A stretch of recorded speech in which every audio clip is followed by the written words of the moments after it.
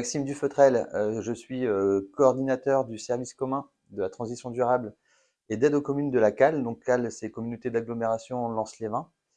Et c'est un service qui a pris son envol en 1er janvier 2022. Donc ça fait déjà un an qu'on a mis en place le dispositif de mutualisation d'ingénierie pour les collectivités de notre territoire. Donc je suis accompagné aussi de Sébastien. Ouais, je te laisse, Bonjour, Sébastien Triplet. Donc moi je suis économe de flux à la CAL et j'ai rejoint donc le projet en septembre 2022. Donc, grosso modo, service commun en fait a vocation à mutualiser de l'ingénierie et notamment de l'ingénierie énergie. Donc, on a Sébastien qui nous accompagne en tant qu'économe de flux. On a 2 conseillers en énergie partagée dans le service énergie. Le service commun, euh, c'est un nom qu'on appelle, c'est un nom juridique, on appelle ça un service commun. Finalement, c'est plutôt une direction qui est mutualisable aux communes. Et on a vocation à mutualiser de l'ingénierie à la fois énergétique, mais on a aussi vocation à assister les communes et à mettre en place de l'ingénierie pour les communes, à destination des communes qui sont souvent en déficit, sur des projets à la limite architecturaux ou d'aménagement urbain. Et donc, on a des conducteurs d'opérations bâtiments, on a des conducteurs d'opérations VRD qu'on peut mutualiser, et on a des chefs de projet, grands projets qu'on peut mutualiser pour les communes à travers ce service commun que je coordonne aujourd'hui.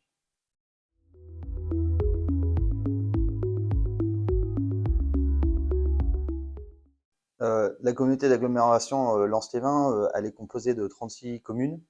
On a des dépenses énergétiques importantes. Enfin, chaque commune a des dépenses énergétiques importantes. On l'a vu avec la crise énergétique.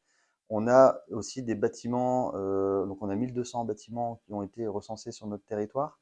Ça représente 750 000 m² de surface tertiaire. On a des dépenses qui sont très importantes. On l'a vu avec la crise énergétique qu'on a passée. Et aujourd'hui, chaque collectivité a ses propres problématiques. Chaque collectivité a un parc plus ou moins vétuste de bâtiments ou un parc, même sur le domaine de l'éclairage, qui pèse aussi beaucoup sur les consommations énergétiques des collectivités territoriales. Et donc nous, la problématique énergétique, elle est bien réelle en fait aujourd'hui. Donc nous, on est vraiment là pour accompagner chaque collectivité avec notre ingénierie, avec nos outils qu'on mutualise pour entamer une réflexion, une trajectoire énergétique et une projection et une planification énergétique dans les prochains mois ou prochaines années avec les communes adhérentes au service commun.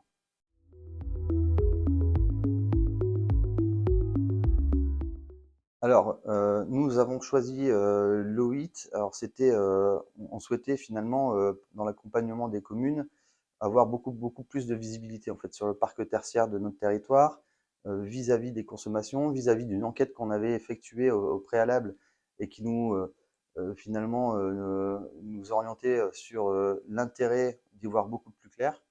Et l'O8 aujourd'hui nous permet de renforcer notre connaissance du parc, de massifier les audits énergétiques et de commencer à travailler sur notre schéma directeur immobilier énergie pour chaque collectivité.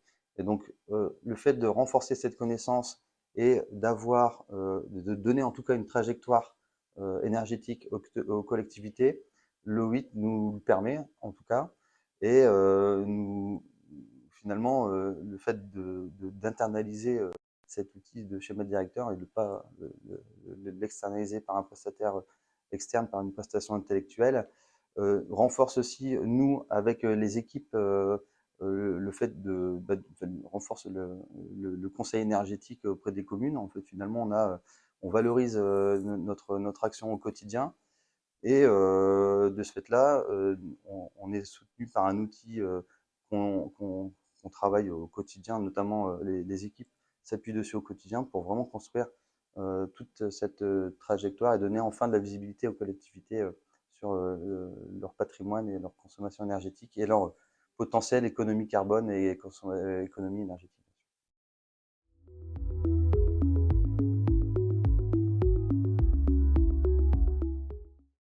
Alors, le point fort de l'O8 pour nous, c'est enfin, c'est centraliser toutes les données du bâtiment. Donc, c'est créer des jumeaux numériques, c'est créer enfin une base de données qui est centralisée sur une plateforme accessible à tous.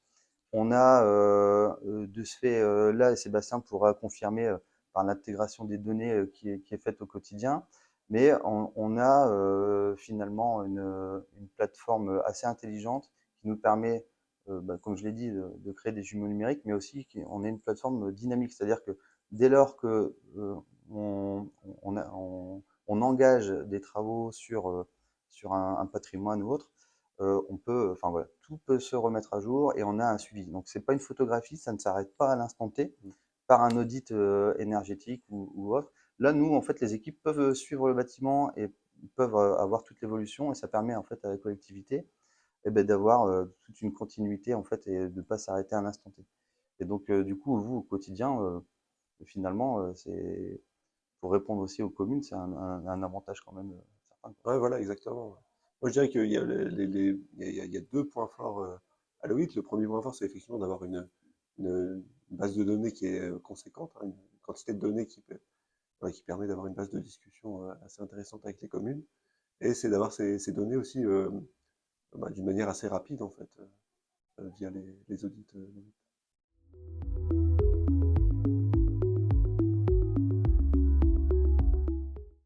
Le 8, en fait, aujourd'hui, nous, on l'utilise principalement dans le cadre de notre schéma directeur immobilier énergétique. On doit construire une stratégie énergétique pour les collectivités vis-à-vis de leur patrimoine. Euh, on a aussi, le 8 nous permet de mesurer l'investissement. On met en parallèle la capacité d'investissement de la commune et aussi, ça nous permet d'avoir de la visibilité à une échelle territoriale ou à une échelle communale, mais ça nous permet d'avoir de la visibilité sur comment nous, on se positionne aussi en tant qu'agglomération. Ça peut être sur la massification énergétique, on y vient également, mais cette visibilité-là, on l'aura à un moment donné. Et la stratégie d'investissement, enfin, pour nous, est importante dans le sens où il y a certains axes sur lesquels on va travailler qui sont des prérequis pour aller chercher des financements auprès de l'Europe ou auprès de l'État ou de la région. Et donc, clairement, avoir cette visibilité-là et cette visibilité d'investissement pour atteindre des objectifs réglementaires, nous, ça nous va bien. Et le 8 nous permet, tout en allant à une cadence suffisamment, enfin qui nous correspond en fait, en tout cas à nous dans notre travail au quotidien, quoi.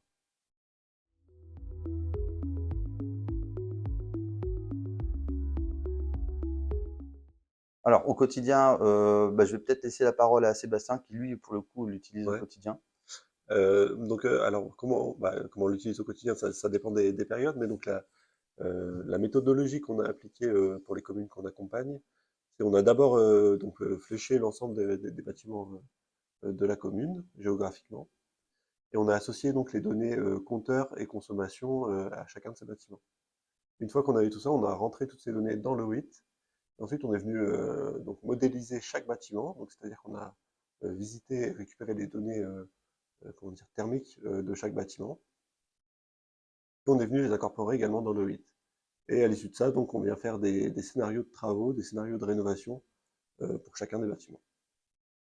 Voilà, dans l'ensemble. On a aussi des sollicitations des communes sur des sujets un peu particuliers où ils nous demandent de faire un scénario moins 30%. Et au quotidien, enfin voilà, quand on a une demande d'une collectivité, on est capable de le faire très rapidement.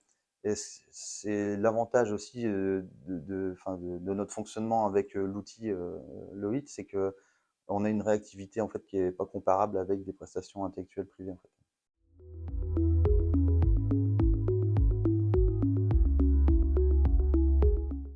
Alors, je dirais adjectif ou qualificatif, du coup, c'est plutôt réactivité, je dirais, euh, performance, et puis, ouais, je dirais peut-être anticipation liée, anticipation investissement et anticipation transition liée à l'environnement et à la transition énergétique.